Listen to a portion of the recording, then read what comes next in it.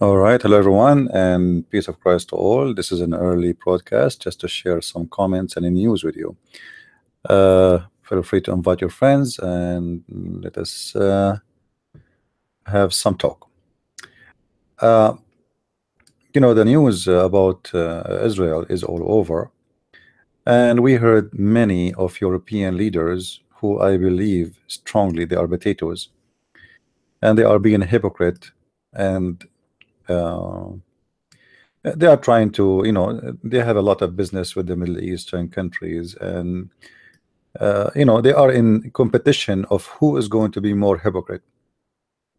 So we heard that many European leaders they did not accept what Trump he did, as if we care, and as if Trump he did or not will change anything. I mean, Jerusalem is in the hand of the Israeli. You like it, you don't like it, and if you don't like it, let us see what you can do. The French president, the scumbag, the minister of England, the scumbag, the chancellor of Germany, a bunch of false scam, and every one of them knows that this is the capital of Israel. It was for thousands of years, and it is built by the Jews. The hypocrite, the scam, they have no shame. However, do we even care? We don't. You will move your embassy to Jerusalem sooner or later. Actually, this will remind me that one day the same scumbag is the same ones who rejected the existence of the state of Israel. Why? Because they don't want Israel to be exist. They are people who want to have more having a smart advanced state in the Middle East is not a good thing for many of those scam, because that mean there is a smart nation there who they are going to establish a competition, and Israel right now is actually in competition with everything: technology, space, missiles, defense, machines, computer chips, electronic. So they wanted only a market of stupid people who they buy, and if they sell oil. Those Arab, they will never accomplish anything, and all of us, we know it. But having an Israeli state is something risky to many organizations who they are trying to control the business of the world, computer business, etc. So the existence of Israel actually changed a lot of things. And for those who do not know, you can go and search right now and you will see how much heavily Israel is involved in technology. Actually, for those who do not know, the first scientist who made the nuke for USA, they were Jewish. So Jewish, there is no question, they are very smart people, and they have a very huge number of them who have the prize of science. And you need to ask yourself a very simple question: how come a small nation can earn such a number of prizes when they are just a small number of groups? It's like saying we have 10 Jewish in a school, and then 3 of the first 10 student or genius in the school, they are Jews. That's really scary. That's mean those people are really smart. Now, it doesn't mean that everyone is a Jew automatically he is smart. There's a lot of dumb ones there, but generally speaking, the Jews are very smart people. And you will see the jealousy of the Jews all over the world, including Europe. It's not an exception. The Jews are rich. Go and search right now about articles. You will see how many articles are written about how the Jews control the world. I say to those people who say that, good for them if this is true. I mean, why you don't control the world yourself? Try it. If you can, just do it. But obviously you cannot. So you are jealous. So this is what happened around us. There is people who they are jealous, and because of their jealousy, you know They try to find reasons to make you hate the Jews. The Jews, they are controlling of the bank system. They are the one who own Visa. They are the one who own. Good for them. I mean, this is proving them wrong or proving them to be smart. I'm proving you to be donkey. If this is true, who is who is holding you to control the business? I mean, how come they don't complain and say Bill Gates is controlling the computers of the world? Well, he is not a Jew. But when there is some rich Jews, we have to complain because they are Jews, they are minority, they can discriminate them and we can spit at them, right? So, you know, we can say whatever about the Jews. I mean, but they will not dare to say something about the Muslims. I mean, the Jews are what they can do. Same time, all of us, we know that there is many of the Jews who they are rich. They are not really Jews, they are atheists. Like I heard once someone saying to me that George Soros is a Jew. This guy, he hate Israel. Go and see what he do. He sponsored the Muslims everywhere. And he hate Trump specifically because he said it clearly he is going to support Israel with all the means he can. So, and what about the owner of Facebook? He is a Jew, but this guy, he hate Israel. He sponsored the Muslims, and actually Facebook is #1 fan of Muslims. And if you post something in Facebook against the Muslims, Facebook is taking it down in the speed of the light. But the Muslim, they post all kind of articles and videos against Christianity and they stay there. And go and see how many times the founder of Facebook, he praised the Muslims, and even the king son of Saudi Arabia, he just visited him a few months ago. And I wonder why. I mean, he is a Jew, a Muslim visiting a Jew, it doesn't make sense. But because he simply have nothing to do with the Jews. There's people, they are born of a Jewish family, but how many Jews in America they are truly Jews? So stop your stupidity about attacking the Jews and being jealous. And if they are what you are saying, I mean, good for them. Good for them. Small, tiny population in the world, they were successful. And they proved themselves. And even all the world is against them. From the east to the west. Even the scumbag leaders of Europe, they are against them. And yet they are able not only to survive, but to flourish and to make Israel what it is today. So live with it or die. You know what I mean? Another thing, you know, when we have a chat, right? Don't we? And when you block somebody from the chat, right away he start like supposedly whatever you say, he will make you look wrong. So I want to show you an example today of some of those kids who come to my chat and make comments. I'm just giving you an example, you know, it's not like about him. This guy is a kid. I did ban him from the chat, so he decided not to donate for me $5. I mean, he went right away to Patreon and he deleted his donation. Anyway, look at this. This is about the video. We spoke here about Trump and oil and Jerusalem, and the oil is moving from country to country, and the election, and how the oil production is not in the hand of the Muslims no more as before. They were controlling it. So this guy, he said, to correct some errors, Christian Prince suggests oil was going away of the Muslims, and this is a changing. Was going away of the Muslims? I never say that. I think you have urine in your ears. I was saying the Muslims, or let us say not the Muslims, I was saying that all the world thought that 20 years from that time, which means I'm talking 20 years ago, that 20 years after, the oil will become more expensive because we will have less and less oil. But what happened, it was the opposite. Many countries discover more and more oil. So look what he said.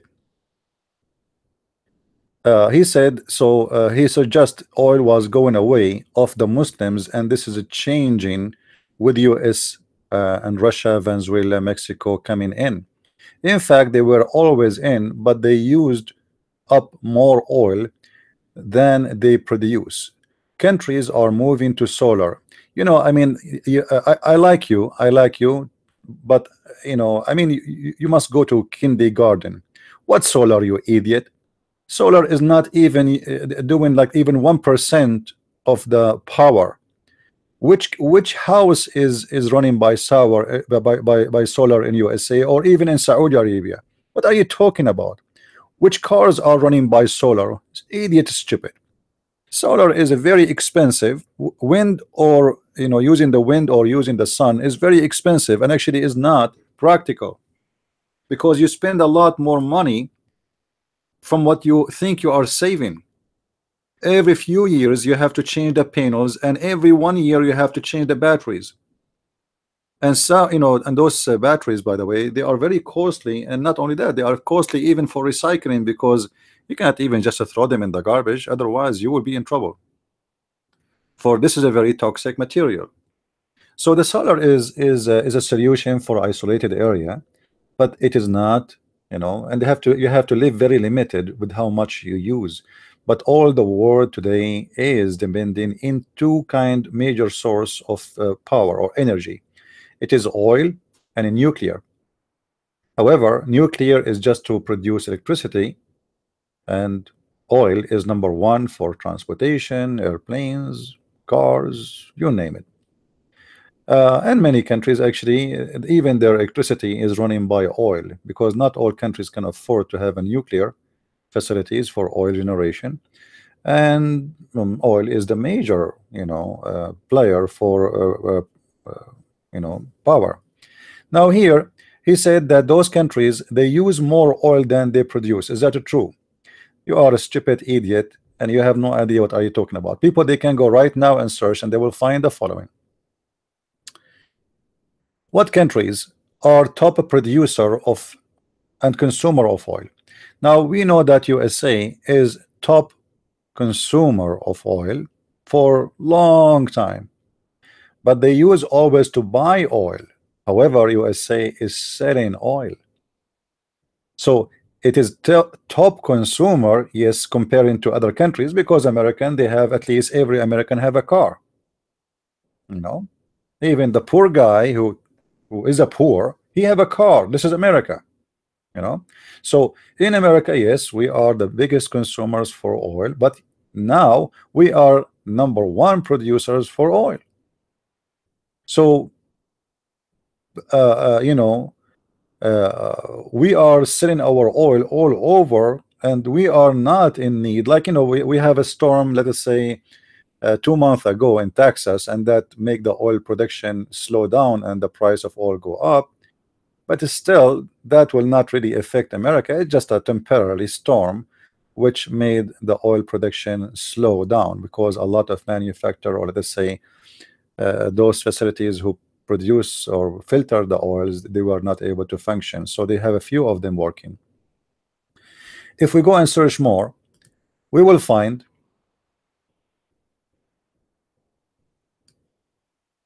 this is not this is 2017. All right, now this is a changing depend in the situation. As I said, you know, countries, they discover more oil, they start producing more oil, and sometime even Saudi Arabia slow down, so USA beats Saudi Arabia, etc. So based on this article here, they are talking about export.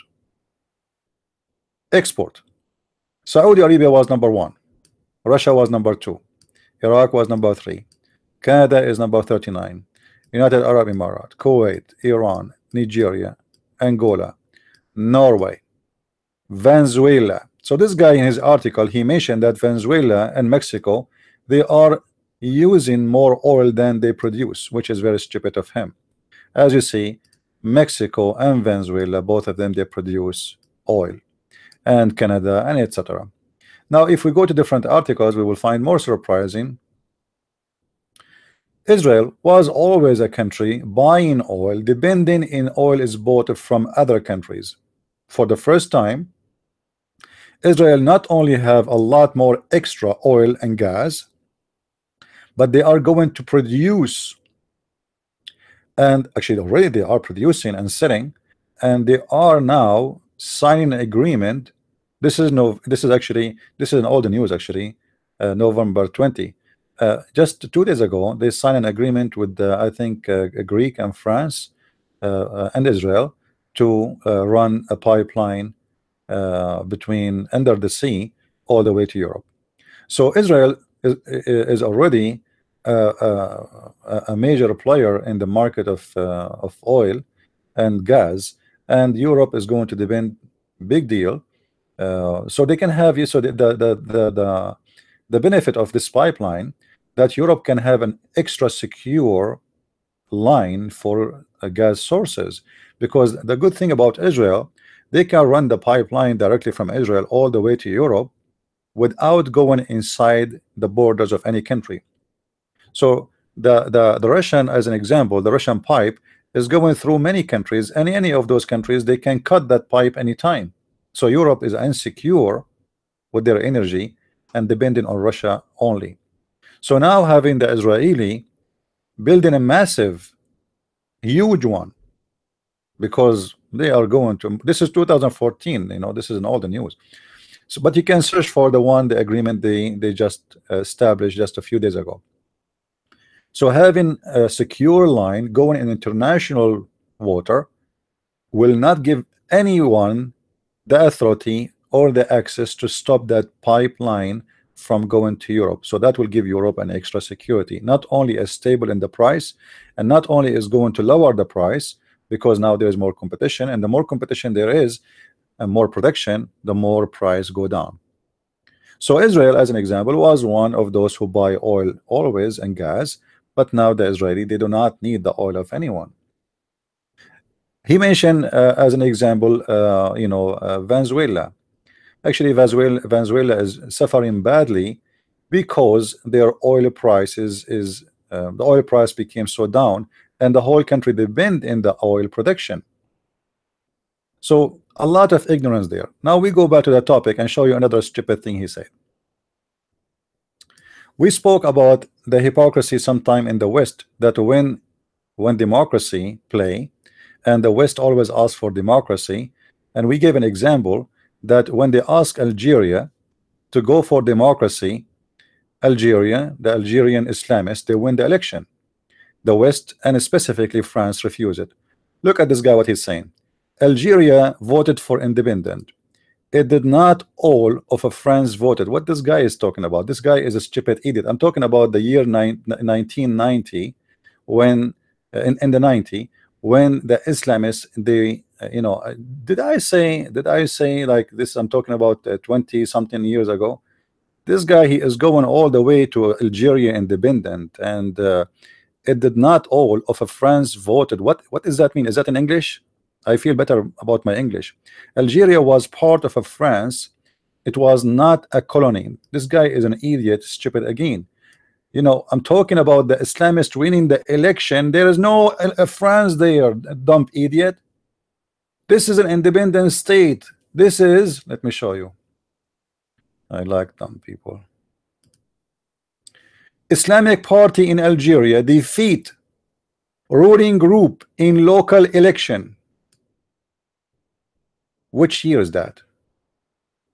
June 1490.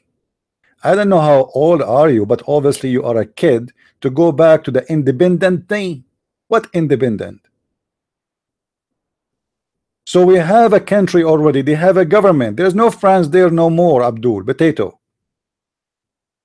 And the French, they were forcing this government to stop being dictators and to do election. And when the election happened, the Islamists, they won. And when they won, the French, they don't want this election to be practiced.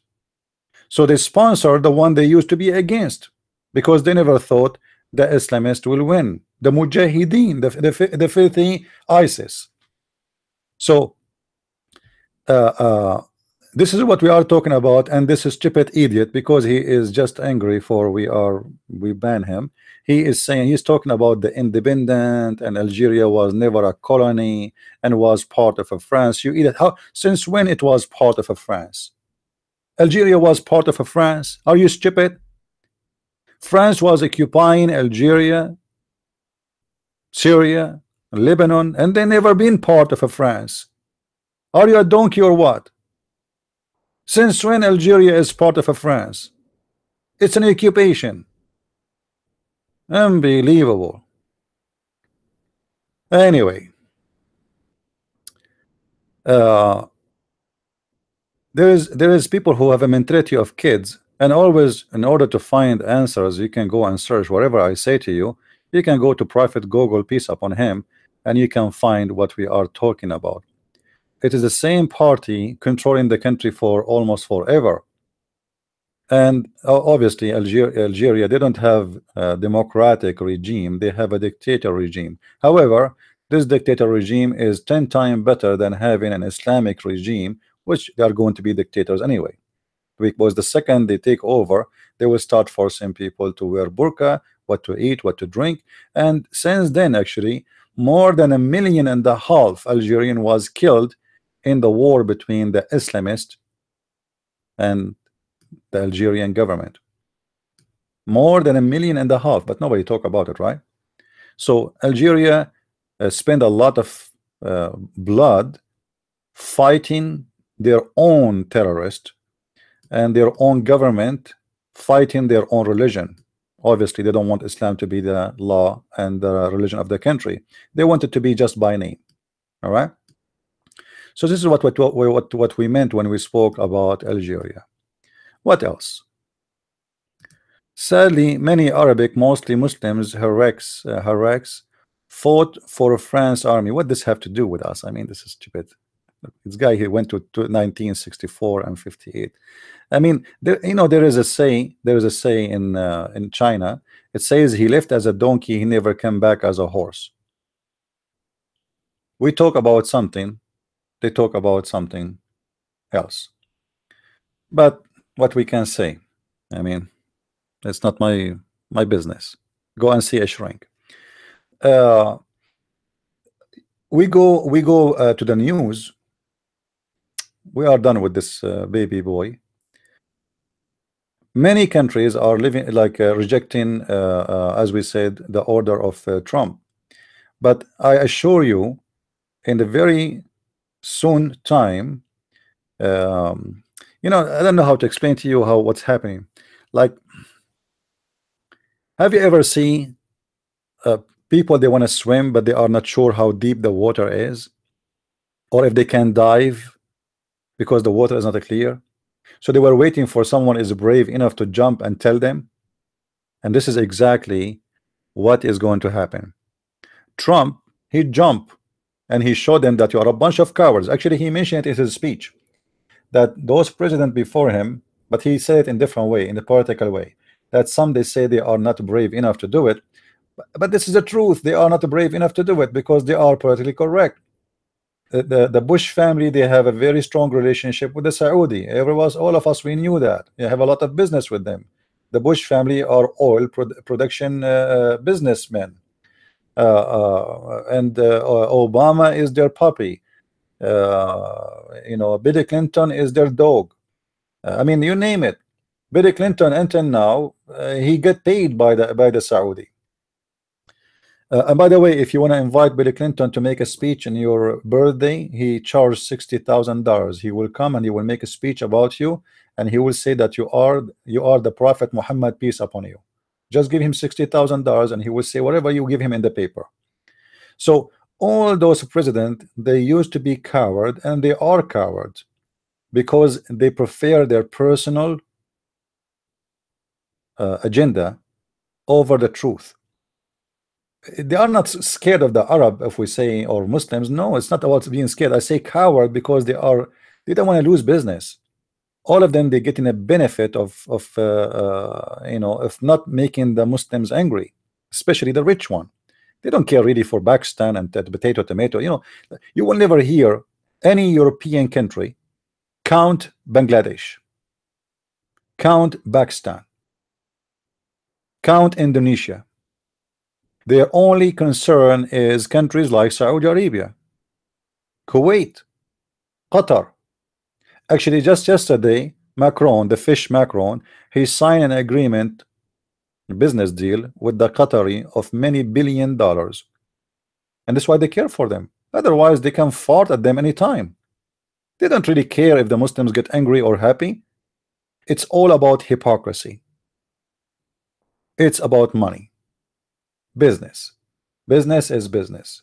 Now, as long those people they understand only the language of business, so then we have to show them what business is. The more Israel show them that they are important, and you will see now Israel will become more important to the French people and European, especially after they discover a lot of oil in their land.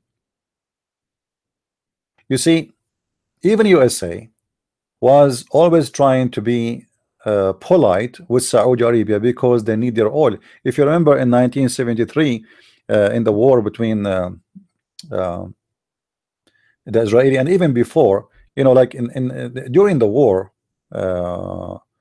always the Saudi, they use the pressure of oil on Western countries, and that especially for USA, because USA was depending on the Middle East oil.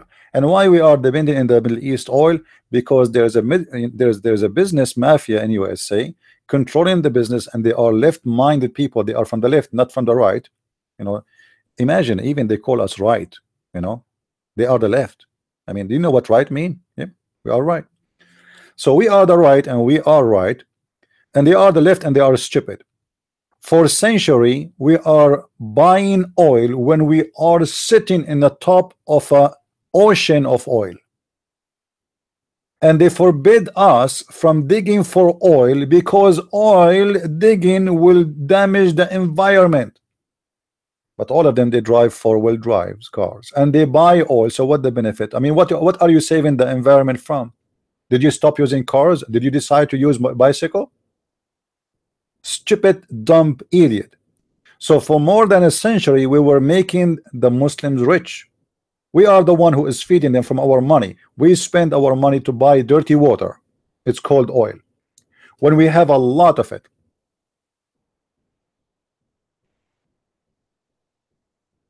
So now we have a new leadership who believe that we have to be secure and independent in the oil, and we have a lot of it. We have more than all of them together. America have oil at least for the coming 300 years. At least. And this is based in what we discovered until now. God knows what we will discover tomorrow. And as you see, the situation is changing so soon, because Israel is becoming an oil producer and gas producer. Israel can bend the arms of those countries and force them to be polite and reconsider, because sooner or later, if you play with the Russian, they can cut oil on you. The Turkish, they can get the oil because it's coming through their land. There's many countries, they are in control of that oil and the gas. Ukraine, Turkish, etc. So Europe soon is going to be under the mercy of Israel, and they will prefer to buy from Israel more than preferring to buy from Russia, which is their pipeline have to go through many countries. And we know how the Turkish, they are a gang, and they try always to break the arms of European and threat them always. If you do something bad to us, we are going to cut the gas from you. We can cut the oil to you. So now, with the existence of an oil producer, which is the Israeli, Europe can sleep comfortable, and they can depend in Israel easy. And Israel is not, you know, they are not people who change their mind over a cartoon. You know what I mean? They are not the same as Muslims. You establish a business with them, like what happened in to Netherlands. You know, when in Netherlands somebody draw a cartoon of the potato Muhammad, the Saudi, they start boycotting the product of a cheese and milk from Netherlands. So they are willing to boycott you over a cartoon. So doing business with Israel will not face such a stupidity. You can make cartoon of Netanyahu from now until tomorrow. You can make cartoon of David from now until tomorrow. The Israeli are not stupid, and they will not be caught you, and they will not stop producing to you because of your stupid cartoon. All right. All right. Somebody asking me about the debate yesterday. You know, I believe the debate was so good. However, our brother Adrian is new into debates. So you know, debates. This is, I think, the second time, and first time it was with the same guy. So this is the second time.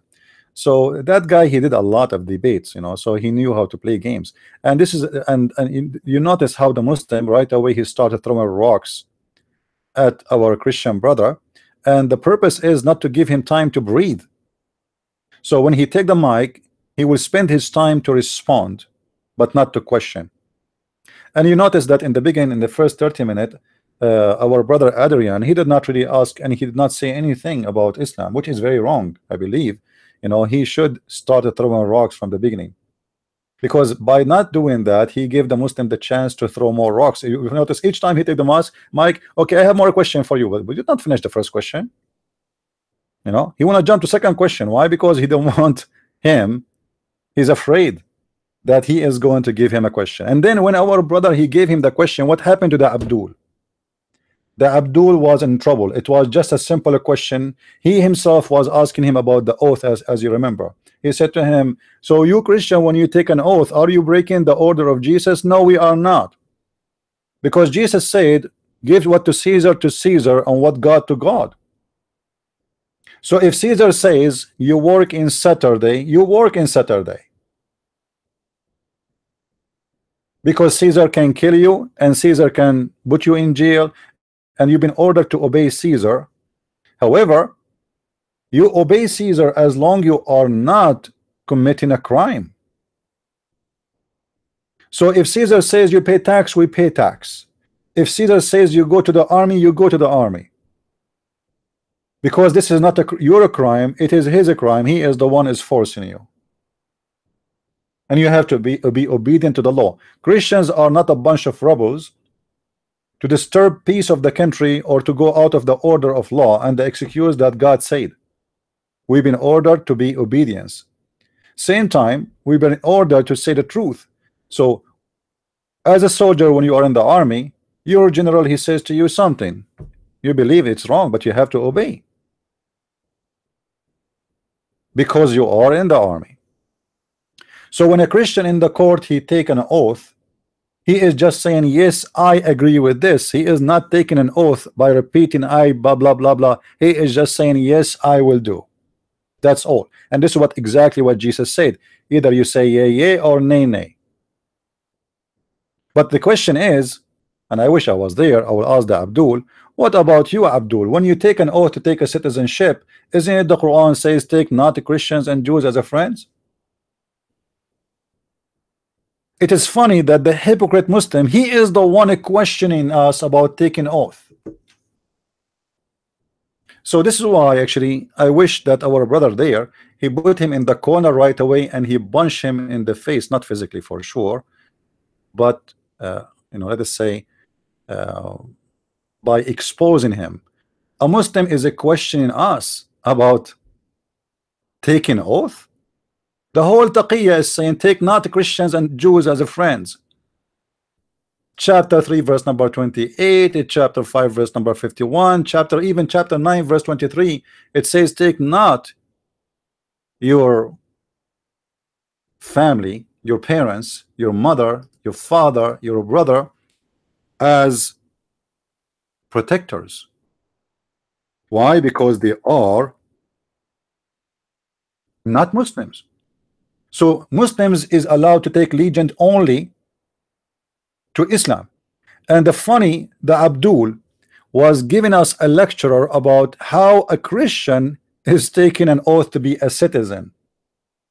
So that was a golden opportunity for our brother Adrian to make him shish kebab right away in the spot, but he did not do it. And you know, this is his debate. I cannot be involved with it. However, I believe he did a great job. He asked him many serious questions, and the Muslim Abdul was really in trouble. And if you remember, when the Abdul he spoke about taqiyya, he himself voluntarily he started talking about it because he knew he might be asked about it. So you see, like when somebody is a thief, he knew that the police is coming for him, right? So he started talking about it before even anyone asked him. And actually, Adrian did not even ask him about it. You will see that he said, like as an example, what if your wife she is ugly and she asked you if she is beautiful? You see how hypocrite they are. Supposedly they are telling us that lying, there's a white lie. This is not a white lie. This is not a white lie. That means you can lie to anyone. If I say to you, okay, well, you know what, are you my friend? You say yes, I am your friend. I ask you, are you honest with me? You say yes, I am honest. Because if you say the opposite, I will be upset. So the excuse is, I'm not going to make you upset, so I'm going to lie. Right?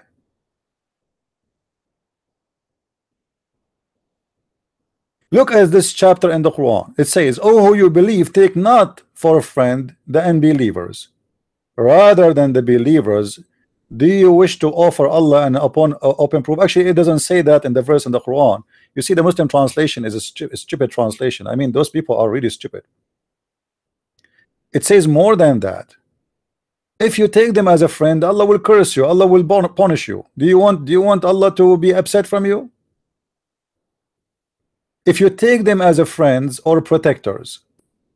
So the Muslim Abdul was asking the Christian person, why you take an oath when Jesus forbid you from taking oath? You Muslims are, you see, the Christian, he have no problem to be obedient to the government, and he is not going to play taqiyya. So when he say yes, he believe in that, and he will defend the country. He is going to be a citizen for it.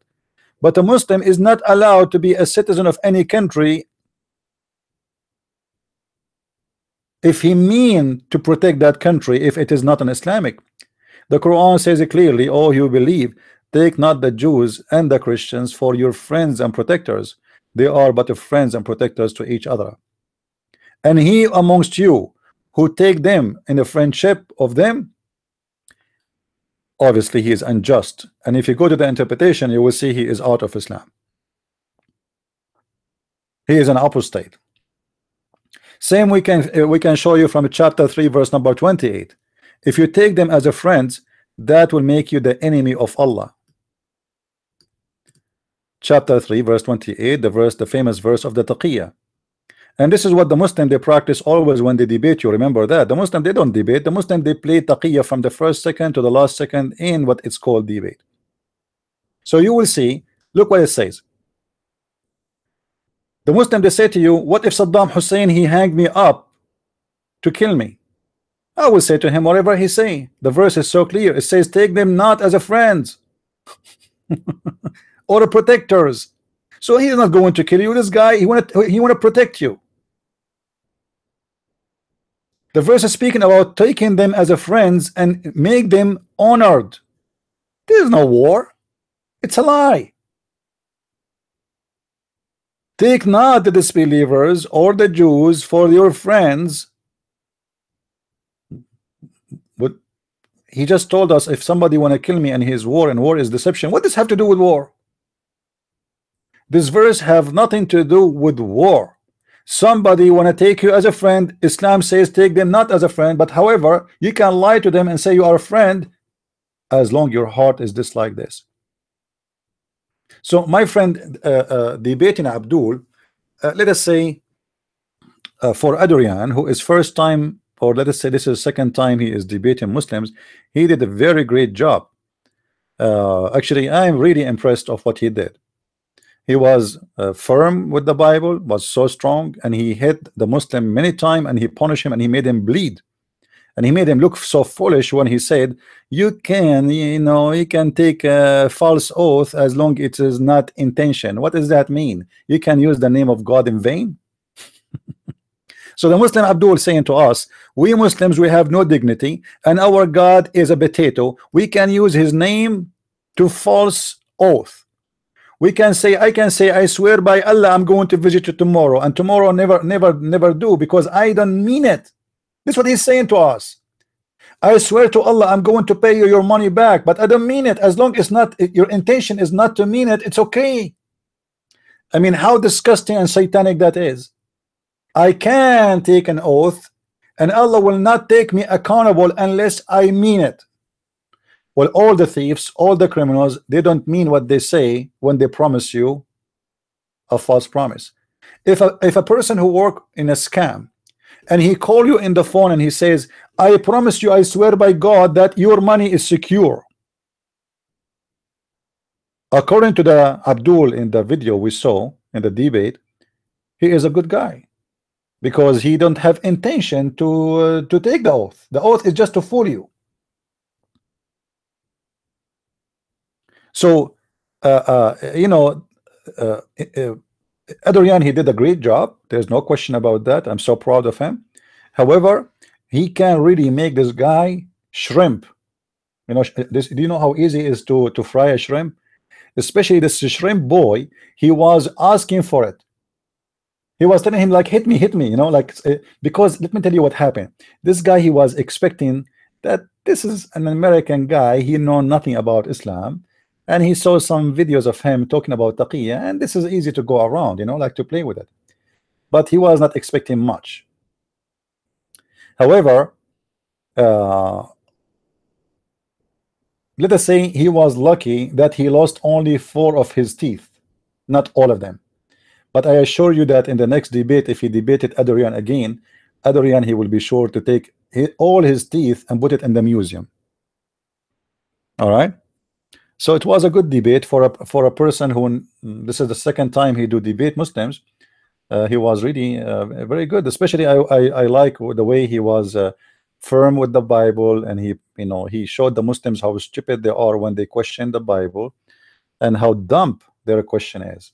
You see, the Muslims are copy-paste nation. You know, like he didn't even read the verse. You know, he copy it. You know, to make, he want to make you believe that he know the Bible, but he do not know.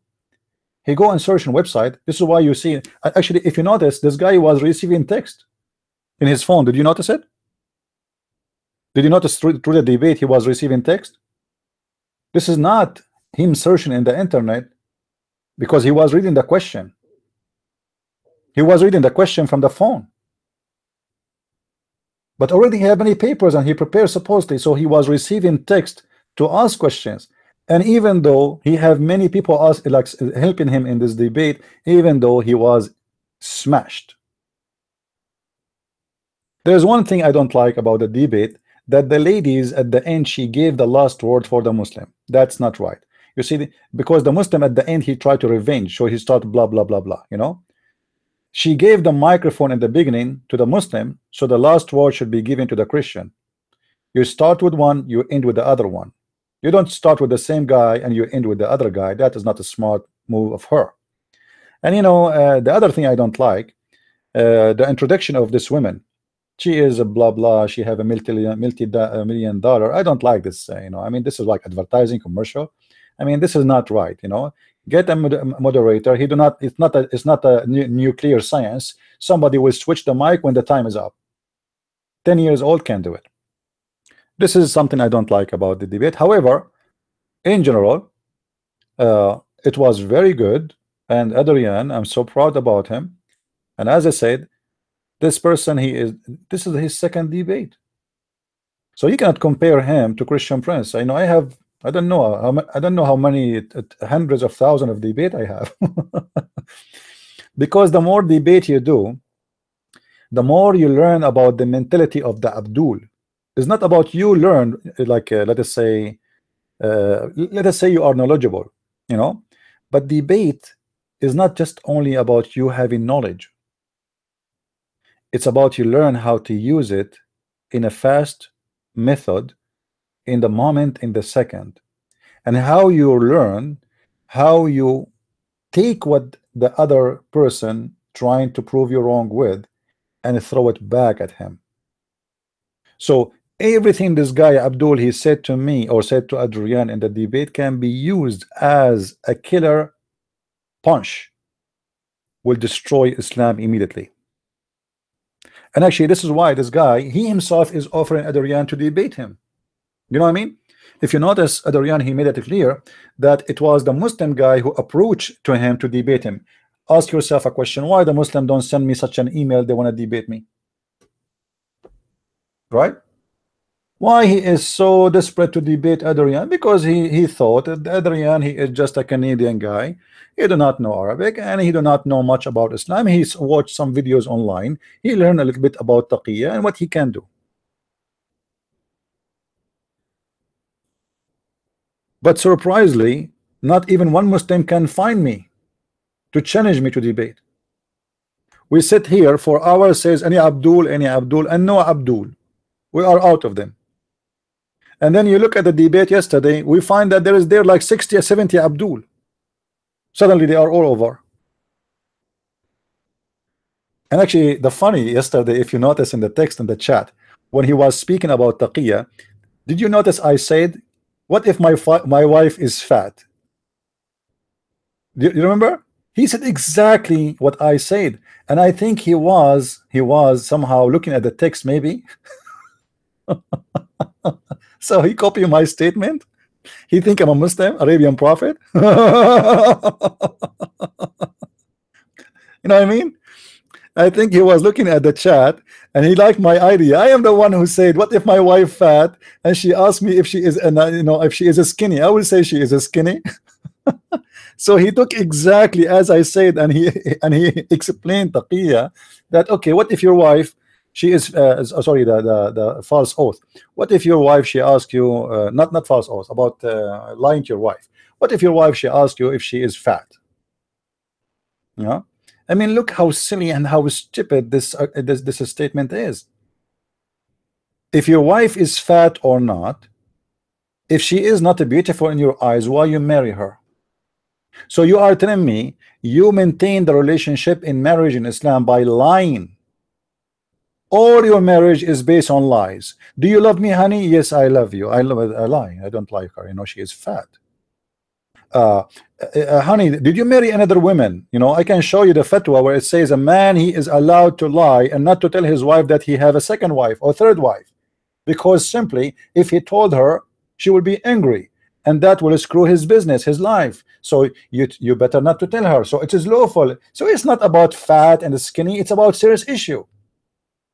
You are allowed even to lie about marriage. You marry 4 women and you tell each one of them that she is the only one if you want. You are, honey, the only one in my life. You know what? When I see you, you are the best. Actually, look at your lips. They remind me of Yasser Arafat, peace upon him. Is that Botox? Or this is the natural like Yasser Arafat? Oh, honey, they are like Yasser Arafat, not natural. I mean, what stupid this religion is. So you can lie to your wife, and the wife, by the way, not only the husband can lie to the wife, even the wife, she can lie to the husband. Who in the world want to marry or have relationship like this? Everything in this marriage is about I can lie to you and you can lie to me and Allah is happy. Unless both of them, they are under the oath of the devil. If a man and a woman, they are allowed to lie to each other and they are wife and husband, I mean, who is left? Who is left? This is your wife. This is your family. So the Muslim, he started practicing his lies right from his household. So if he lied to his wife, do you think he will be honest with you?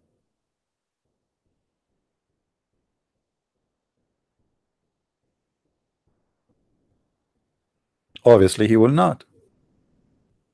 So when the Muslim, he justified, and if you notice, he said, this is a white lie. I like it, white lie. What do you mean white lie? There's a black lie and white lie and brown lie. Lie is a lie. You are lying to your wife. And this is not a small lie. Your wife, she asked you, did you marry another woman because you are coming late, etc.? No, honey, you are the only woman in my life. But the guy, he have two more or three more women. So this lying about serious issue. This is why you notice, you see, you know that I am from the Middle East and supposed I am an Arab. So we grow up between the Muslims. And you know, I remember once a Muslim woman, she was advising my mother. I was a kid, I was listening. She was advising my mother to change the furniture. My mother, she said, but it looked good.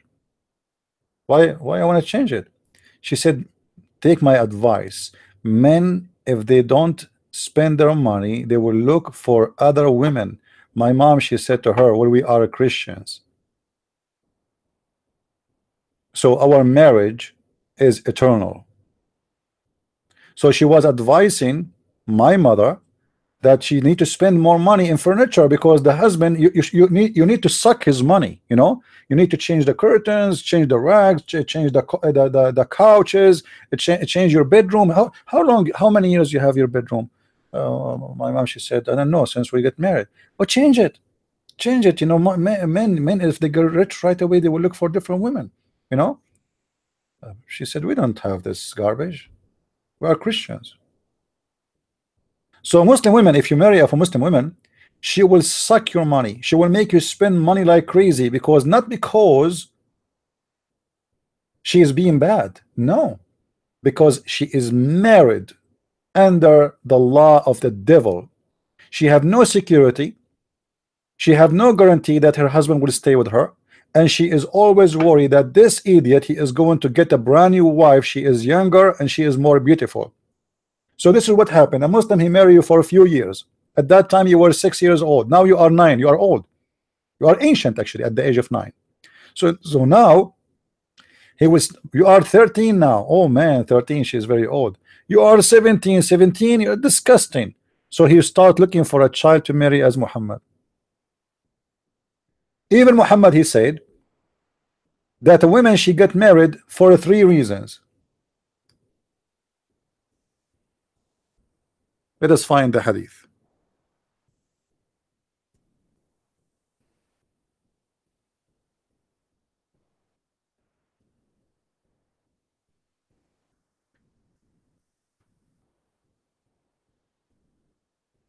What is the reason?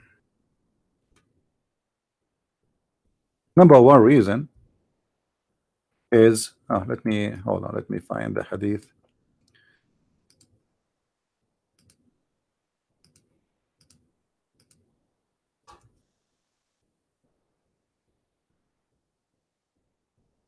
So there is some hadith that say the woman, she is going to be effed for 3 reasons, not to get married, by the way, to be effed, because Islam practice effing contract. Look at this one. A woman may be married. You see, they are translating the word tunkah to married. This is not marriage. This is to F a woman, to have a sex contract with her. Why a Muslim woman should be married? Muhammad is giving advice for the Muslims. What is number reason appear for you in the screen to take a woman? Look with me, read with me. This is Muhammad talking, not me. This is a Muslim false translation, not my translation, because it doesn't say married, it says tunkah. And we showed you before from Islamic website that the word nukah mean to F a woman. So a woman may be, Muslim translation, be married for 4 reasons. Number 1, for her property. Number 2, for her status. Number 3, her beauty. Number 4 is her religion. So what is the most important reason to according to them to marry a woman in the translation? Is her property. And this is exactly what Muhammad did with Khadija. Her status, what does that mean? She's from an important family. They can get you a good position. You will have a protection. You will have a label in the society. You will have a position in the society. You can become a leader if you marry her. That is the second reason. Number 3 reasons, she is beautiful. Number 4, she is a Muslim.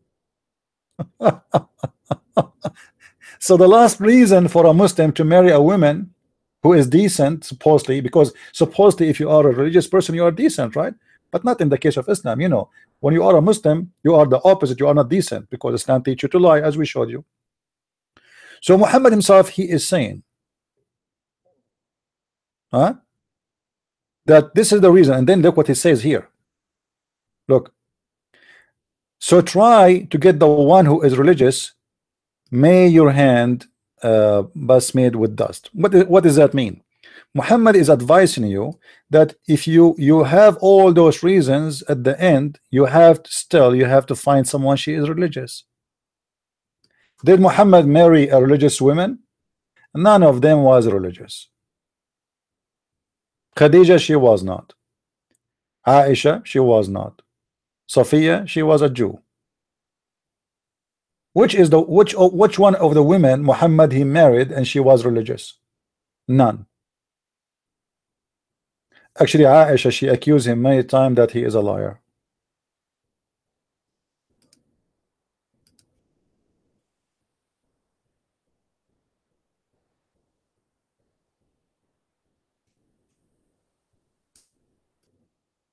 Anyway, I wish we have a Muslim, so maybe he will not like what I said. He will say to you, no, Muhammad is saying marry the women she is a Muslim. You know, Muhammad he even allowed Muslim to marry non-Muslims. So what are you talking about? Is a Christian woman is a religious for Muhammad, or she is a kuffar? Huh?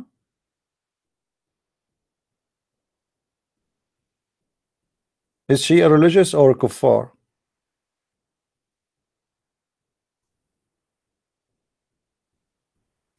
Anyway, so the whole religion is based on in lying, the same as Muhammad. You know, if Muhammad is like, look how what Jesus he speak about and what Muhammad he speak about.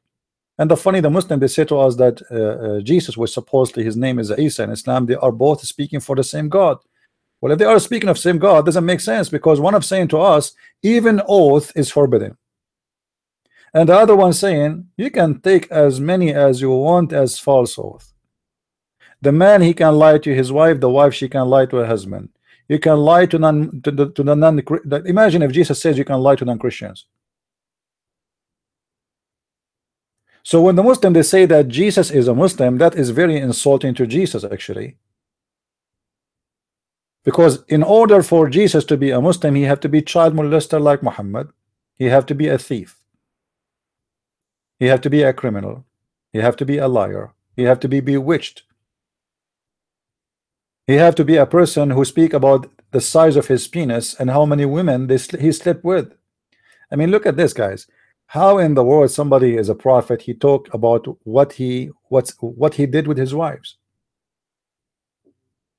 What kind of a prophet he says to his followers, Allah he sent me a dish of shish kebab, I get it and I ate it and I get the power of 40 men. And what kind of God he is sending kebab and shish kebab to a prophet to improve his penis? And the funny, the Muslim they say to us that Muhammad, God, if he wants something to be, he say be is going to be. So why he send him a dish of shish kebab? He just say be, fix the penis of Muhammad. Muhammad have a problem with his penis, and Allah will not accept that to happen to Muhammad, because Muhammad penis is more important than anything in the world. So there is no way Allah will let that happen, right?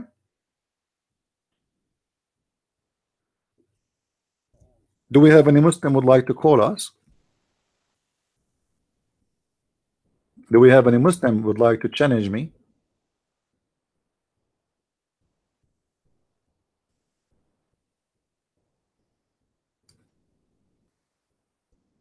Any Abdul? I'm trying to find a hadith, I can't find it. I don't know. You know, this search engine sometimes is stupid.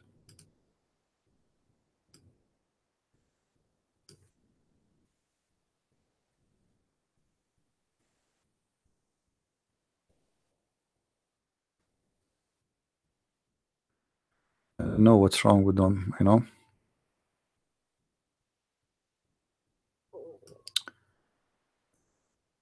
Let me see.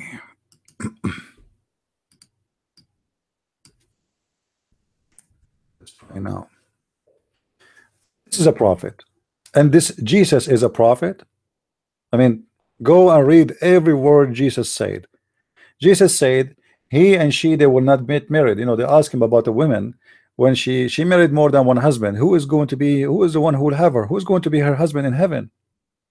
What Jesus said. He confirmed clearly that in the heaven of God, in the kingdom of God, there is no sexual relationship. For the house of God is more noble than this.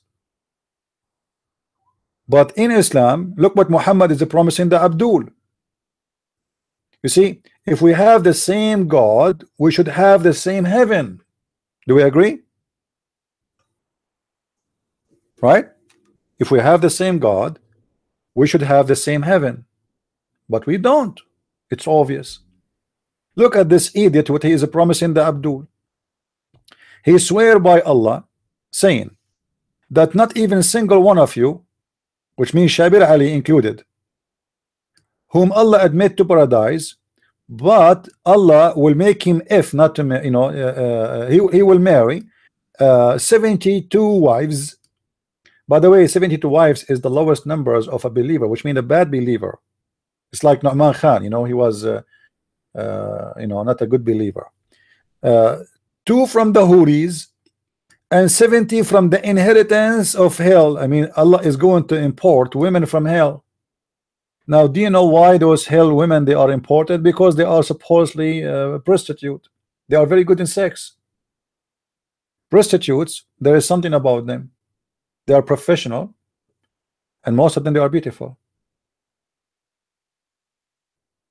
So Muhammad is promising the Abdul that he will bring him 70 women who do red flag business, and he will import them to the Abdul. And look what he did, what he say about those 70 women who have red flag. It says all whom have desirable front passages. What does that mean? What do you mean exactly? Those 70 women, they are coming from hell, but they are the best of women, and they have nice breast and a very beautiful vagina. What any Muslim can explain to me, what is that, the front? What the front we are talking about? Any Abdul? What exactly the front we are going to have?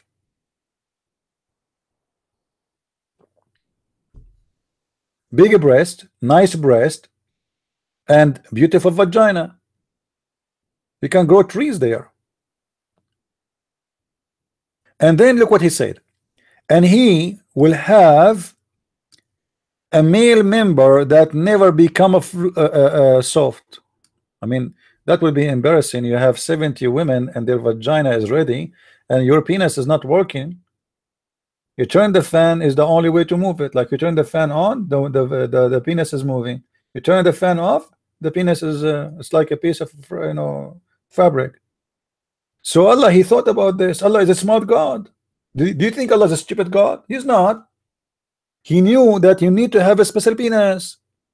So look what Allah is saying to us here, according to Muhammad, that Allah in the heaven, in his heaven, he will make a male enhancement surgery for you, and he will adjust the power of your penis. So he will upgrade your penis from a normal one to a very like a drill machine. Next, next, next,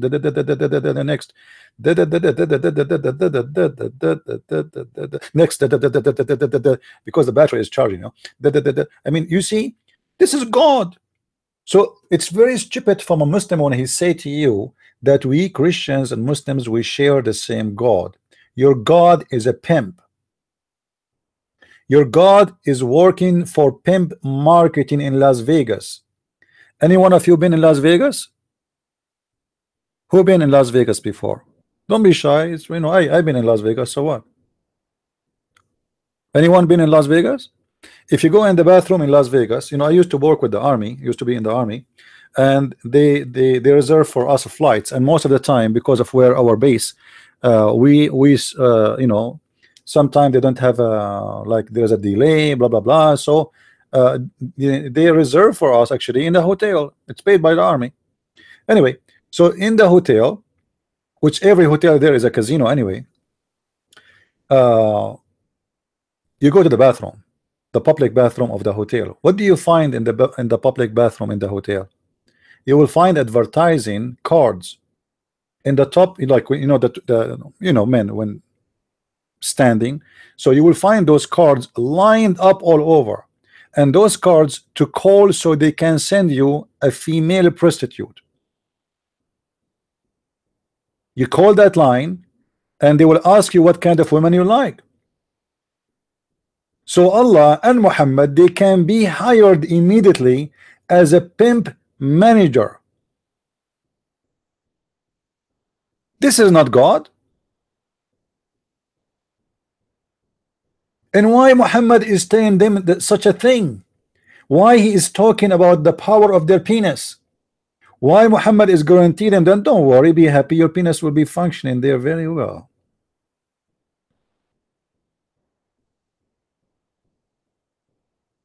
This is a prophet of God.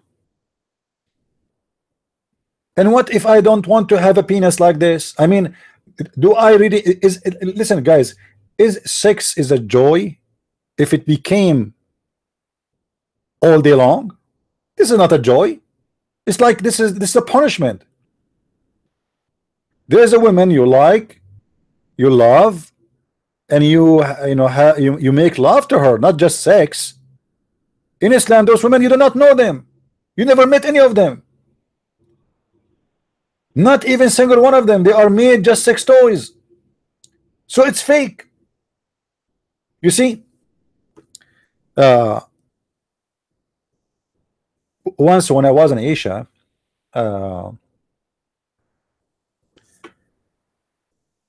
I spoke to a person, and he was telling me, I like Asia because here it's more entertaining and etc. I said, entertaining like what? He said, like he's easy, easy going people, easy going. I said, what do you mean easy going people? I'm not sure. I know what he's talking about. I want him to say it. So anyway, he said, here it's very easy to find a beautiful prostitute. I said, so what is the benefit of being with a prostitute? He said, well, she give you what you want. I said, what do you want? He said, come on, you are a man and I'm a man. We know what we want. I said, well, I am a man too. But sleeping with a prostitute mean very simple thing for me. It's mean you are not good for her to the point she will not sleep with you unless you are paying her. Which means you are ugly, disgusting creature. Which means she hate you. But because she need your money, she is willing to sacrifice and kiss you. Right? This is the truth. Those prostitutes, they are not sleeping with you because you are good, but because you are disgusting. You are using them for you have money and they need your money. And they are using you for you are stupid. You are a stupid dump who believe that she is making love to you. But the fact you are just being like a puppy, stupid idiot, you spend your money over fake kisses and fake touches. Everything is fake. How desperate is a man to go and hire a prostitute? I mean, how desperate you are.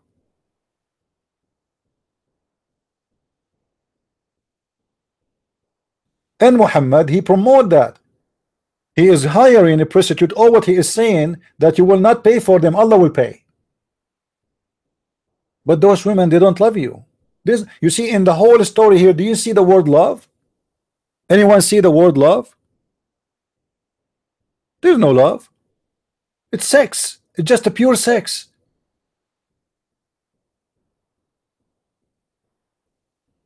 Those women who do not know who they are, imagine you go to heaven, and this heaven supposedly is a hotel in Las Vegas. You open your Allah, he give you like a suite there, and you open it. You open the door, you find 72 women, and they are naked, and their legs is open. Okay, and I'm going to spend my eternity doing this. I will spend my eternity having sex with 72 whore, and that is supposedly heaven.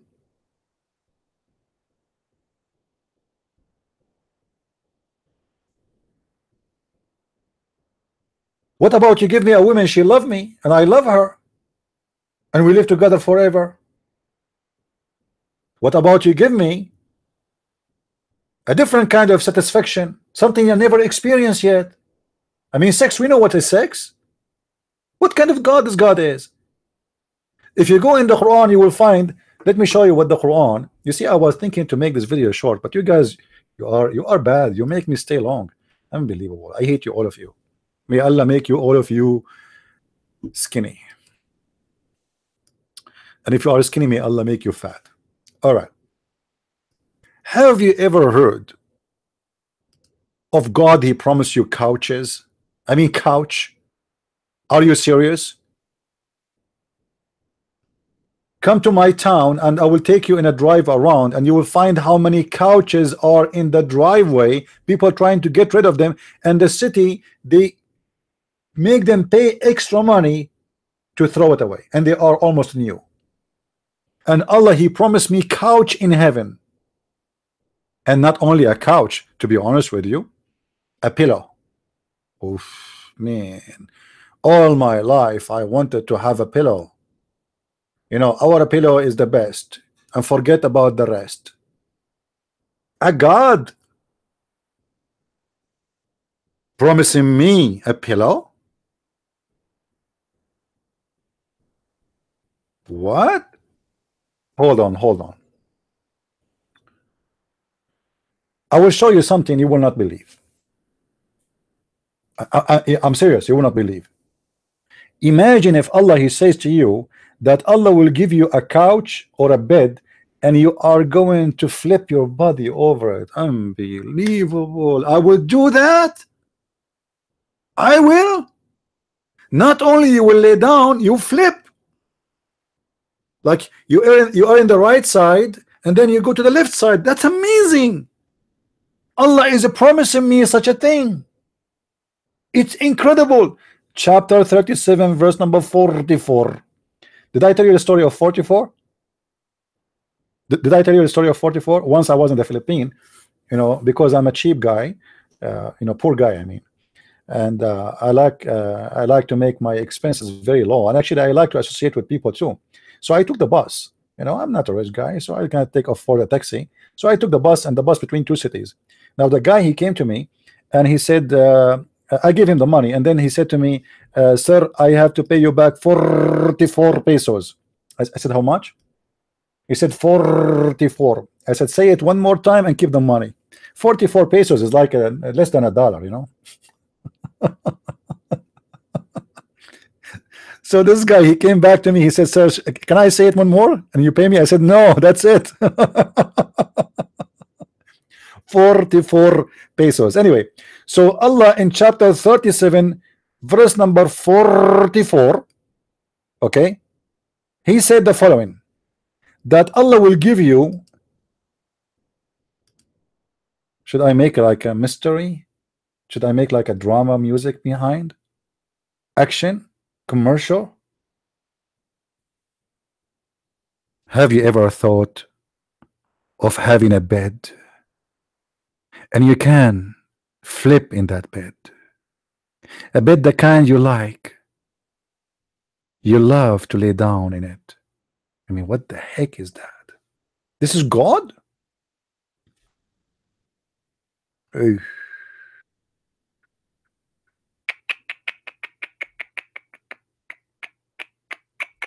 Guys, do you see the promise of Allah? Look here. It says facing each other on thrones. It doesn't say that. What facing in each other in throne? What this guy is talking about? Who is the one is facing each other in thrones? The Muslims? Or oh, hold on. He's right. They are facing each other in the throne. I was wrong. So are you saying to us Muslims, you will be all of you in one bedroom and you have a group 6? Who is the one is facing who in the beds? Any Muslim can tell us? Who is facing who in the bed? Throne of dignity. You see, he had the word dignity. What dignity? The whole room is full of sex, you idiot. What dignity? Where is the dignity? If you read the promises, you will laugh from dying. Now we have a garden, and in the garden we have beds, and we are facing each other in the beds. Around us there is passed a cup of a clear flowing fountain. Do you know what fountain is that? Anyone knows? There's a fountain, and they will bring us a cup from that fountain. That is the fountain of youth. The fountain of youth. Crystal white, of taste delicious to those who drink. I mean, look, this drink, mysterious drink. It is a cup of a clear from a flowing mountain, a fountain, sorry, and it is a crystal white, white, of taste delicious of those who drink, free from hiddenness, nor they will suffer in. Wow, they are talking about vodka. Aha! You see, you will drink from this cup, but you will not get drunk. Allah will give you the ability to handle the alcohol. Do you see it? And then beside them will be the virgins, the women who have their vagina never been touched, restraining in their gallants, in their tents.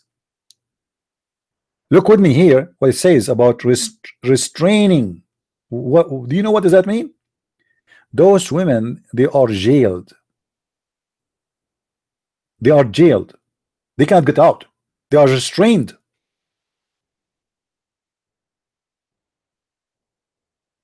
They are there for you and they cannot leave. They are jailed. And all of this is a tent, big tent. Muhammad, he says that Muslim, he will have a tent, and the border of it, or the edge of it, is 70 miles. But remember here, he said that they are facing each other on the throne. Do you see it? So now we have the Muslims facing each other in the throne, and around them they will be serving drink of alcohol, but still they will not get drunk, don't worry. And there is women who they are the virgins ready for you to have sex with, but they are facing each other. Who is facing who? The Muslims. So the Muslim, they are facing each other, and they will have a group sex. Do you see, guys? This is not my translation. It's not translation. You know, they are facing each other. Who is facing who? The Muslims. There's no Christian there. The one who will be sitting in the thrones are those are the Abdul. Those are the men. And then he is telling them what you men you will have. And you will see all those promises about what will happen to the men. Where is the women? Where is the Muslim women? The wife of Shabir Ali, what will happen to her? Where she will go? What she will get? According to Zakir Naik, he said that the word hur doesn't mean necessarily it is a virgin. It can be a man too, not necessarily a woman. So she will get a 72 men to have sex with her. Here, those women are restrained in their gallants and their tents just to F them. And look at this, as if they were delicate eggs closely guarded. I mean, guys, I feel like I want to convert to Islam. You see, women, Allah, he respect you very much, so he describe you as if you are eggs.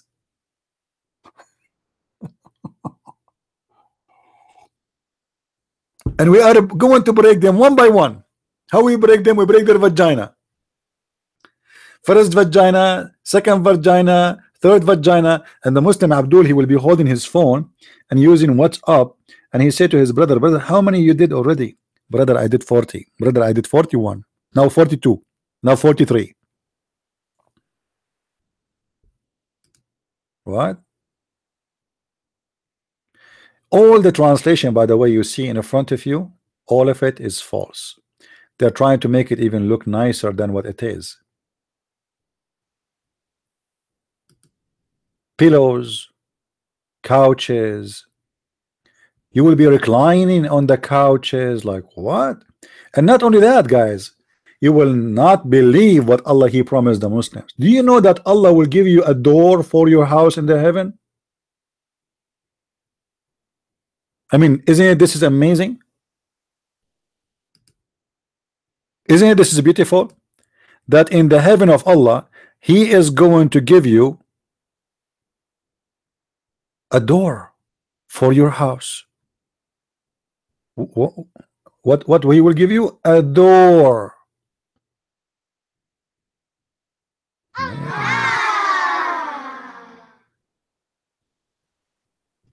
What kind of a promise this promise is? Do you know why He promised them such a promise? That you will have a door for your house?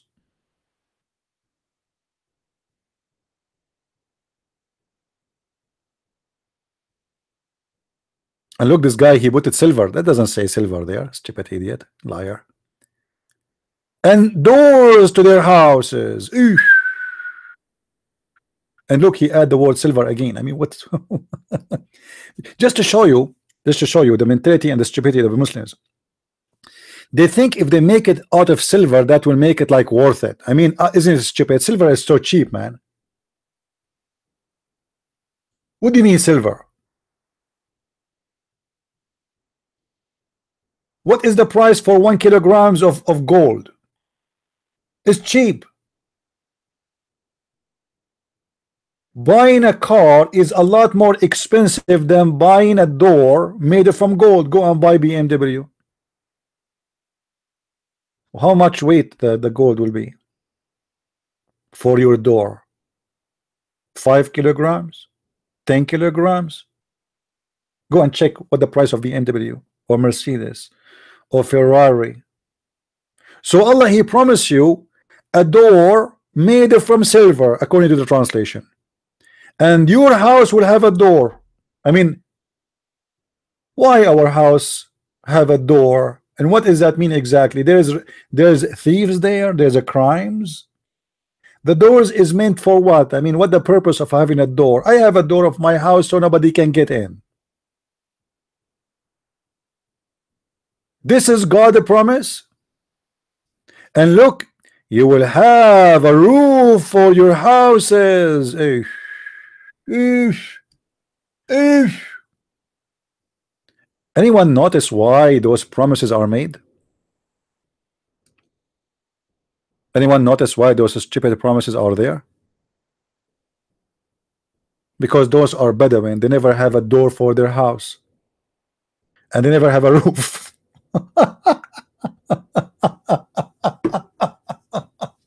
Unbelievable.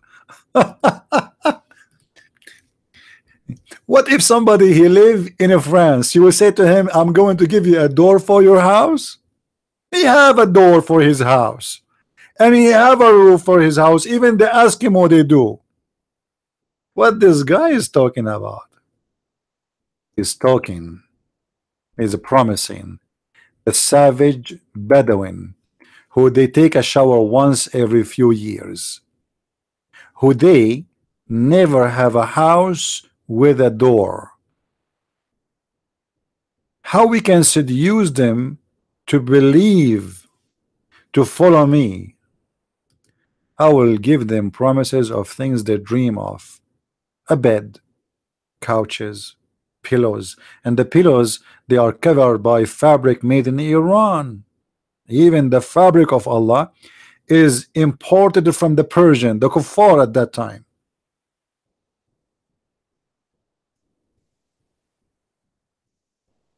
If you do not know how the Arab tent is, I will show you.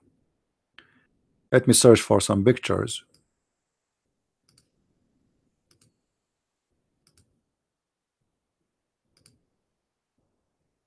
So we can show you.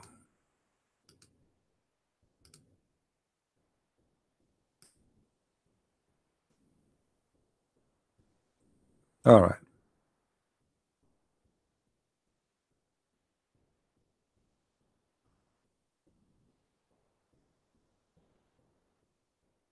There is many pictures actually, but I'm trying to find something more clear.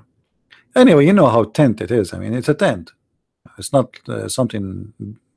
Nothing changed when you say about tents. For sure, like the new ones, they are a lot nicer. They have a flooring. They have insect protection, etc.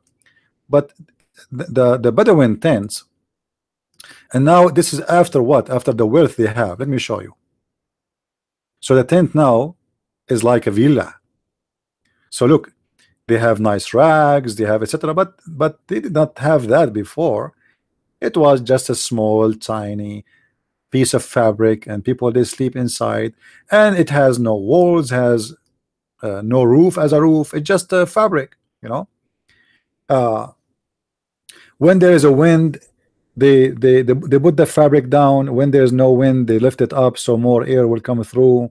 And when they are out of a grass, they carry their houses and they leave. This is why they are Bedouin, you know, because they live in a land, it's a desert, and there is no enough grass, so they have to move from place to place, and it doesn't make them bad to be this way. I mean, so what? But the point is, uh, the God of Islam is promising the Bedouin.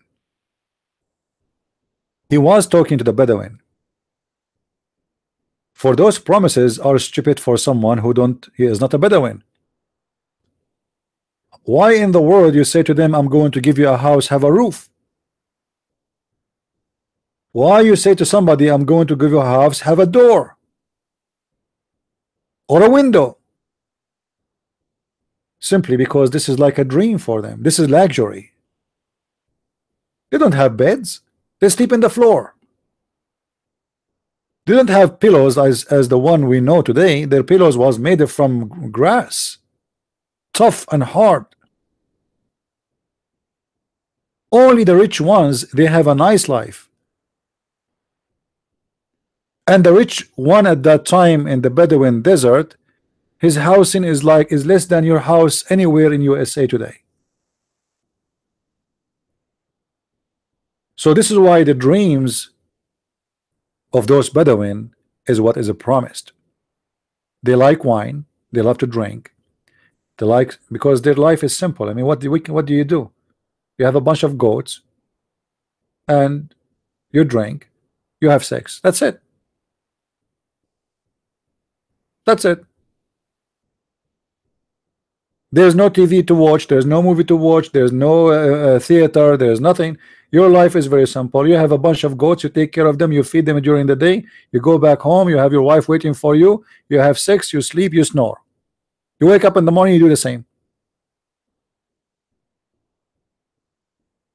So the founder of Islam, he knew what those people are desperate to have. So he promised them what they are looking for. Roof. And there is a stair. And you will be looking at those, you will stare up at those roofs. You will be like, wow, look at this roof, man. And then look at the gold.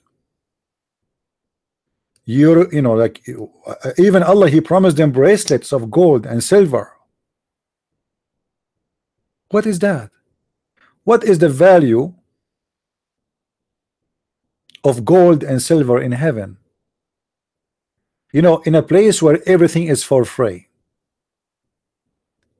Imagine you are in heaven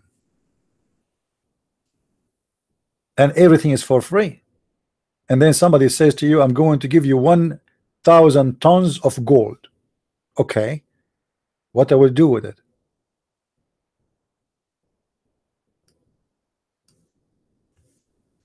What I will do with the gold and the silver? And you will notice how this Allah, he mentioned only the known material at that time, because there is more expensive material than gold and silver. Is that correct? There's certain kind of metals are a lot more expensive. As an example, there's a what is called blantium in English. What they call it? They are more expensive than gold. Hmm?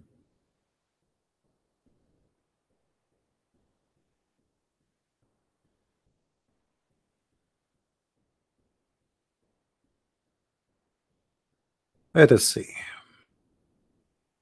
Imagine here in this chapter, chapter 76, verse 15, you are going to be served with cups made from silver.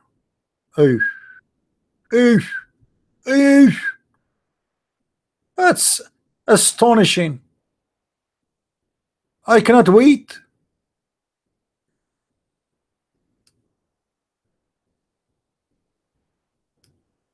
The silver. Let us see the other one. We spoke about this one actually already. Look at this one.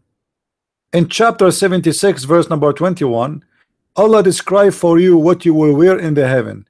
All the Muslims will wear a green uniform. And this green uniform, brother, is made in Iran. Upon them will be green garment of fine silk. What? And they will be wearing the bracelet of silver.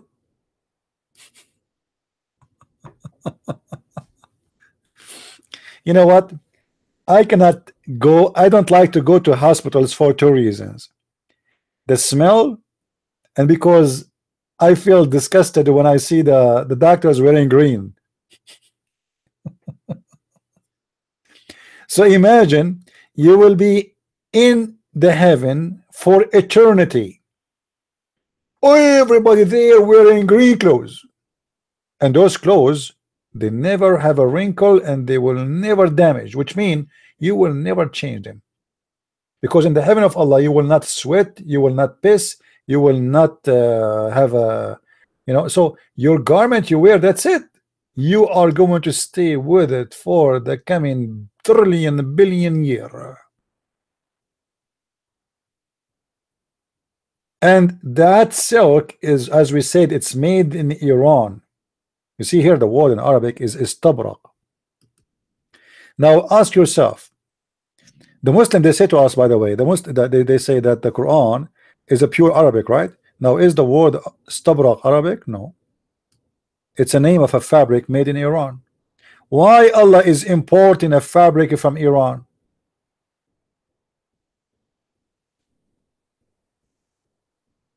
And why he is talking about making the Muslims wear a bracelet? I mean, isn't it gay to be a man and wear a bracelet?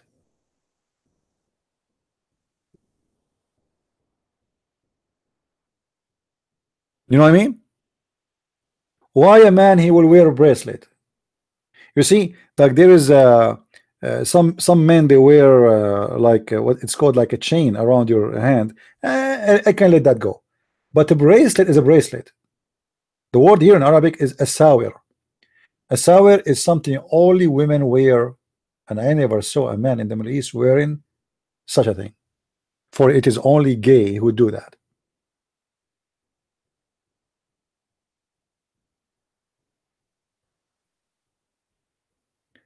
And those bracelets are made from gold, sorry, from silver. But as you know, silver will not really is not silver doesn't say clean, it doesn't say with nice color. Do you know that? You have to clean the silver using some certain chemicals, otherwise the silver will get dark and will get ugly.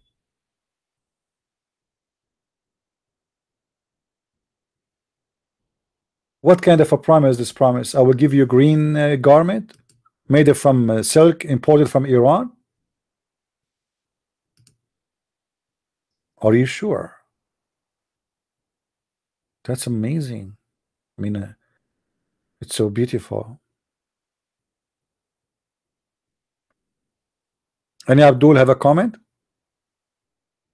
So I can say to you, you know, if you like to have a garment made from silk and it's a green, you better convert to Islam. If you like to have a bracelet from silver, you have to convert to Islam.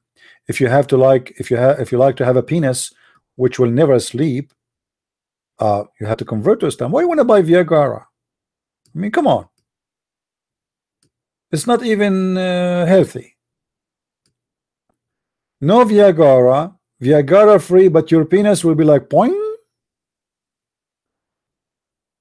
Don't you like to have a penis like this? And those women, my friend, the women in heaven, not like the women in America. I mean, look, the women in the heaven, they are jellyfish. Every woman in the heaven of Allah, they will be like a jellyfish.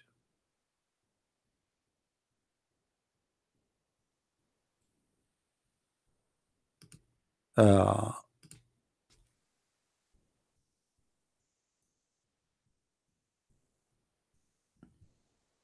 imagine, imagine a God who promised me a woman, and supposedly she is so beautiful to the point I will see the marrow of her bones. I mean, how sexy that is, how beautiful. Let me show you the hadith. Look at this. Look. I mean, who of us men, forget about those women in the chat. I mean, they are disgusting. Don't ever think to marry a woman, a human being after now. Wait for the virgin in the heaven. Look, my friend, how beautiful they are. The women in the heaven, they are out of jealousy, which means she is a whore. She don't care for you, whoever you sleep with. I mean, why a whore will give a damn if you sleep with 1,000 additional whore, right? Only women who loves you, she will care. So Allah, He will bring you a whore who have no jealousy. They are trouble free. They will not get jealous. Sleep as many as you want, and don't worry, be happy. Number two, everyone here based on this hadith will have two huris. All right.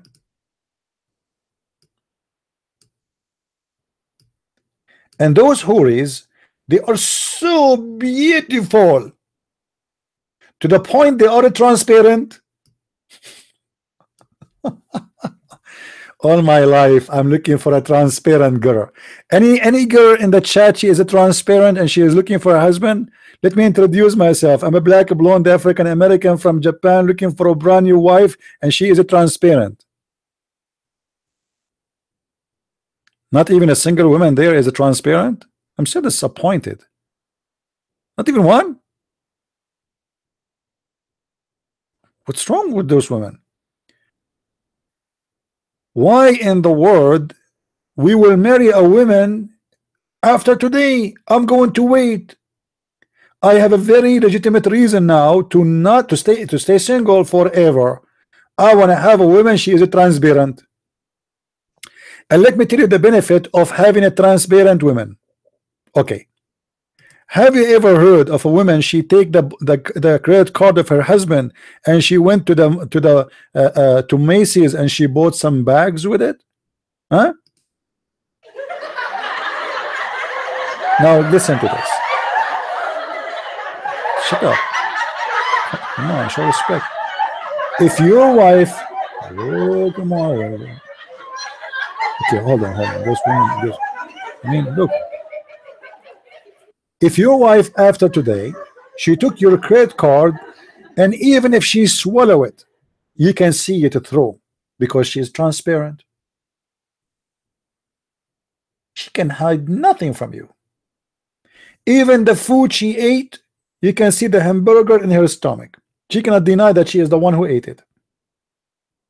Even the hummus, even the falafel, even her shit is going to be seen through the transparent body. I mean, how beautiful and how sexy that is. And not only that, not only you will see her shit, excuse my language, you will see even the marrows of her bones. Eesh. Look how beautiful that scene. Have you ever looked at X-ray picture? Abdul, have you ever looked at X-ray picture? Be honest with me.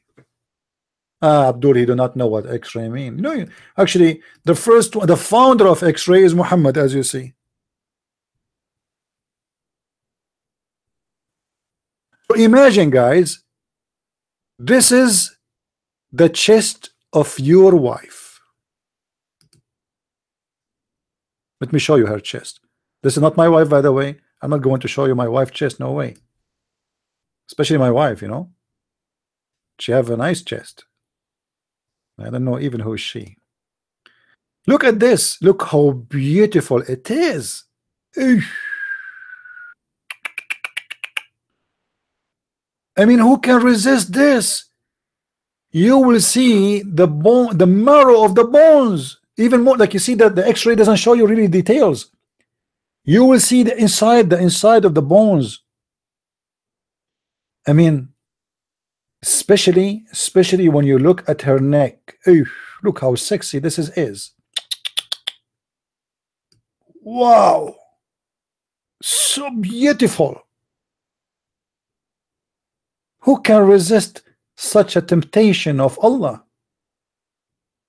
So we will have in heaven women who they are transparent and we can see the marrows of their bones. Look at their beautiful teeth. Look at this area. This area alone will be the most sexy part. I'm not going to tell you which area is that. This is where you kiss her. This is her teeth. You will say to your wife, honey, your teeth is so beautiful. What is that? Wow. Eesh. Look at this. I mean, this is, guys, sorry, I'm going to sign right away in transparentwomen.com website. I want to get a woman like that.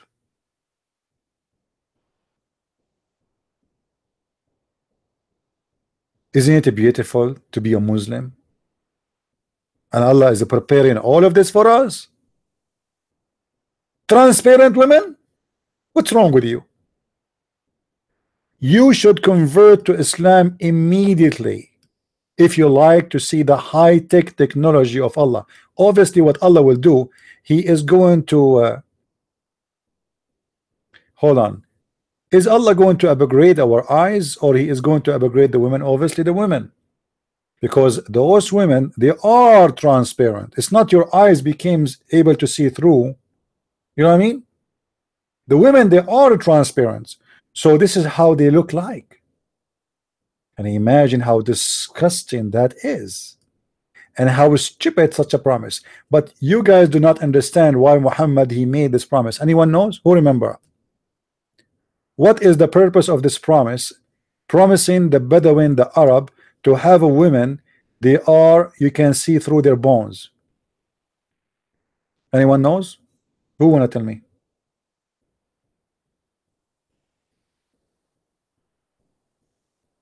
The Arab Bedouin, they love white women. They hate black, brown skin. So Muhammad, for he know how racist they are, he knew what kind of women they like to sleep with, so he is exaggerating with his lies, saying to them, they are so white to the point you can see through.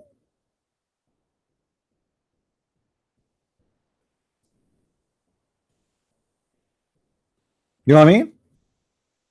This was not a promise for no reason. He knew what they like.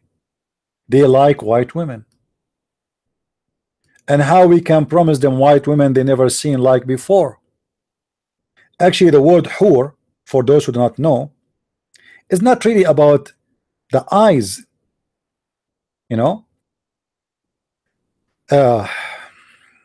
you see the word in Arabic here, it says hurul ain. Let me give you a little bit of Arabic class. I'm going to go to the root deeper than what we do usually. Should I do that or no? This is the word hur. Let us switch to Arabic. Hur. And then you will see next to it, the Muslim they say al-ain. But it's not really hur, it is hawarul ain. just to try to explain it to you with my limited English. What is the thing inside your eye which is very white, and then in the middle you have the dark spot, which can be blue, can be brown? The white thing, what they call it in English? Anybody can help me? What do you call that thing? In your eye, you have a white. The major part of your eye is white.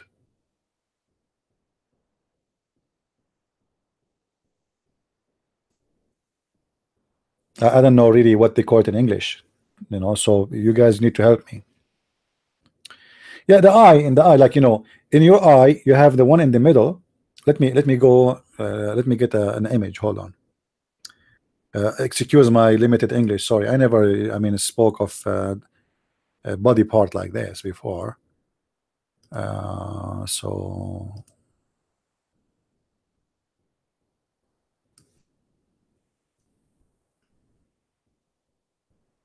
all right, this one is good. It's not real, but it does the job. You see here, there is this white area.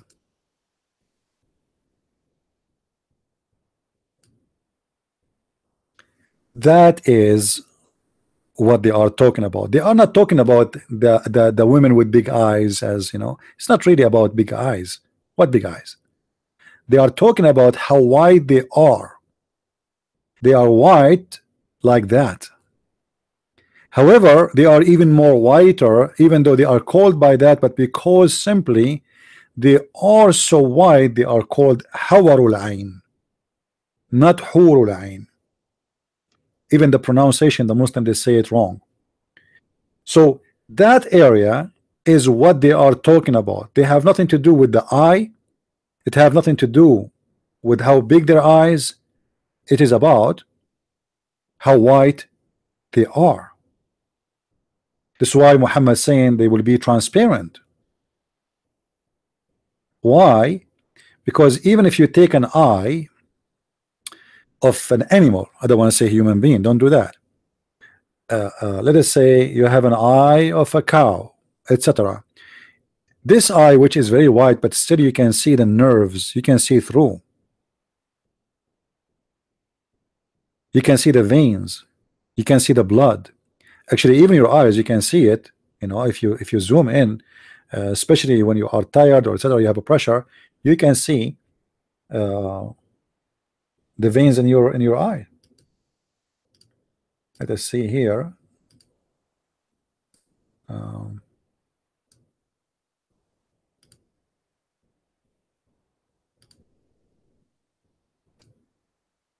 all right. So the area around the eye is what they are talking about. And if you zoom more, you will notice that you will see a little bit of vein blood, etc. So Muhammad is promising them, look how white they will be. They will be even whiter than the hawar of al-ain, the whitening of the eye. Ain in Arabic mean eye. Ain can be like a spring of water, and can be an eye of a person. All right. So, and that fit exactly the way I'm explaining it to you with what we saw in this hadith here, that you are going to have a women who you can see the marrows of their bones. Why? Because they have eyes, or they have a skin, they have a body who is white like hawarul ain, the whitening of the eye, or the white space of the eye. And those women, they are transparent, so we can see even all the way through their bones, which means they are not only white the same as the whitening of the eye, they are going to be a lot more white, to the point we can see through.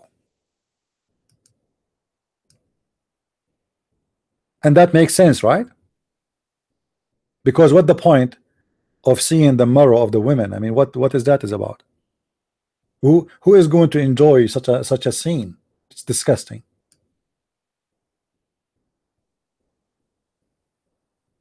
Imagine you have around you in your room like 1,000 pictures of X-ray. But in this scenario, you will have 72 women. They walk and you can see through their bones.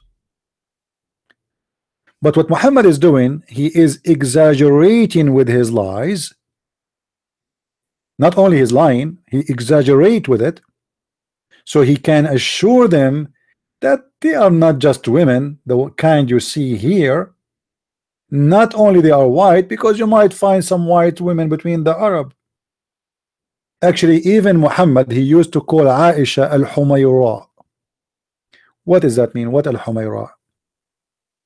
Humayra, supposedly, is someone who have a light skin and have a red hair.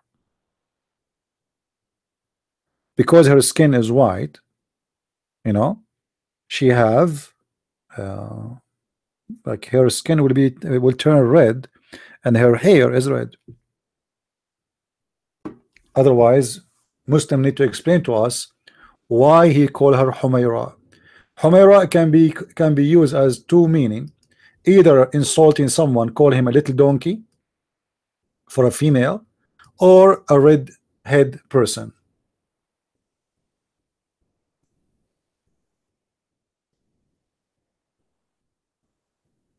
Let us find the hadith.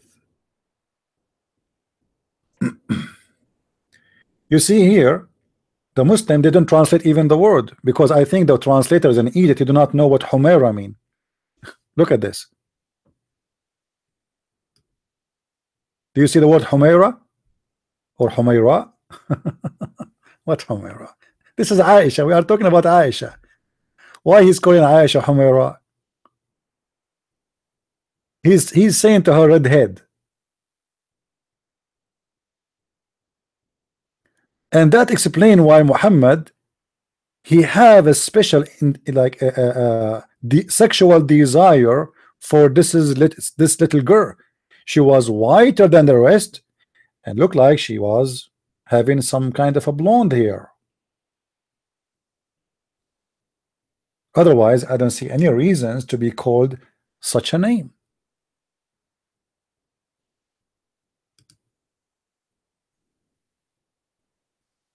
Do we have any Abdul around?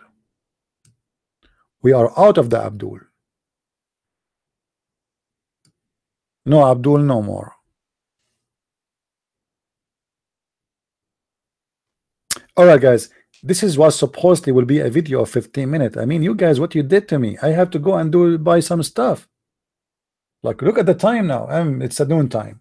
I said to myself, I will finish my tea, talking to you for 15 minutes, and I will go. Do you see what happened? This has happened even though there's not even one of you is a transparent woman. So what will happen if those who they are listening, we can find some transparent women? I will stay forever here.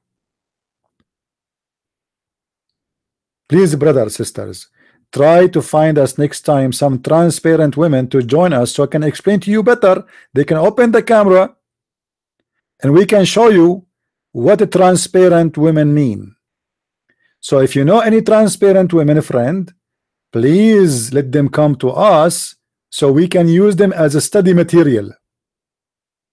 And you know, like if we ask Zakir Naik about the transparent, he will say, brother, sister, all of us, we like transparent things. As an example, we heard many people say we like to have a transparent government, transparent president, transparent minister. Finally, brother, you are going to have a transparent woman. Isn't it so beautiful? They can't hide the falafel from you.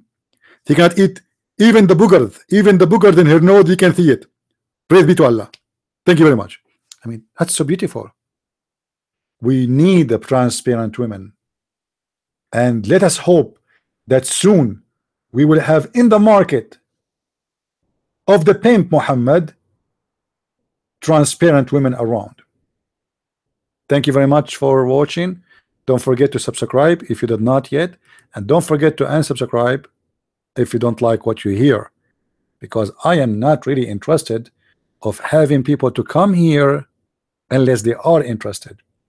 So thank you very much, and may the Lord bless you all, and see you soon. again. God bless.